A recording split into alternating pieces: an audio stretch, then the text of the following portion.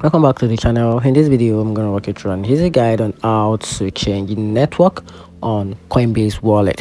So here's the easy workaround on how you can easily do that. So the first thing to do is to launch the app on your iPhone or Android device, depends on which one you are holding. Then after that, tap the global or the network icon, which is it's usually at the top right of the screen on the main wallet dashboard. Then after that, you have to view the available network. So a list of supported network will appear. Then such as Ethereum, Polygon, BNB Smart Chain, Base, and other network list. Then select your preferred network. So tap the network you want to switch to. Your wallet will now operate on that network.